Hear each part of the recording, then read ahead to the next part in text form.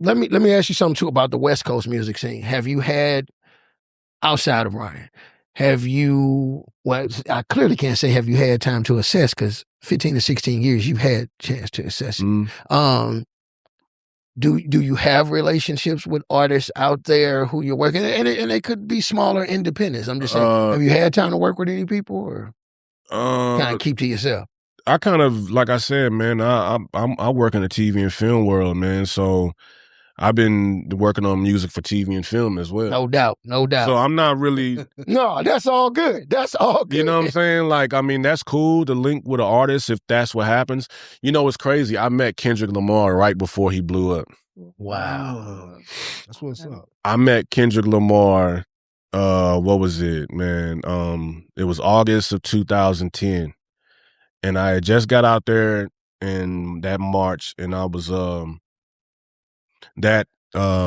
I started working at Walgreens, and I was working graveyard shift.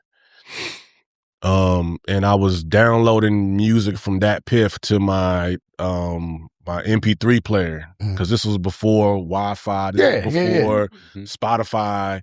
So I was loading my MP3 player up with music so I can listen to when I'm working graveyard. And I went on there and looked up West Coast artists, whatever, and I ran across Kendrick Lamar, one of his mixtapes. And I'm listening to him like, yo, this cat's dope, because this stuff was sounding like an album. And so I told my homeboy about him. I was put him on to this dude. Like, man, check this cat out.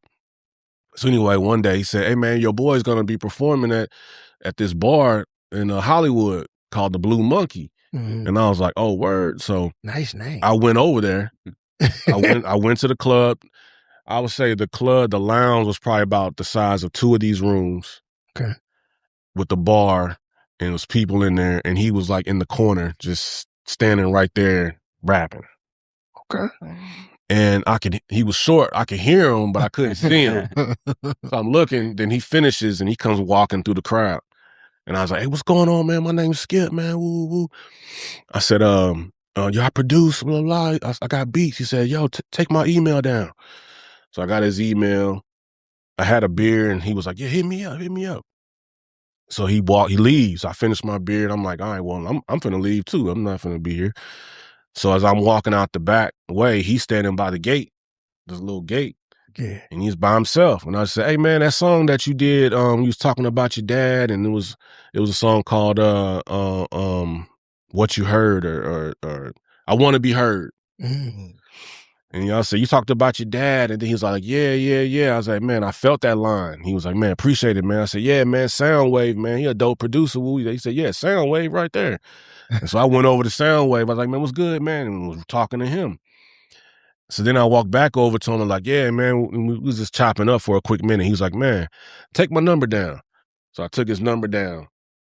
He was like, hit me up.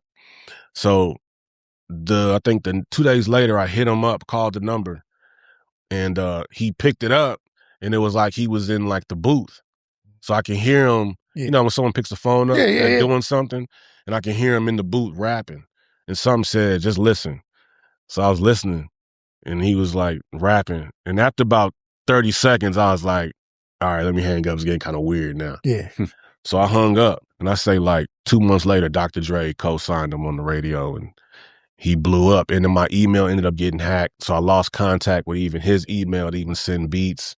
But it's crazy because it's like every time I see him, I think about like, damn, so maybe one day I'll run back into him. No doubt.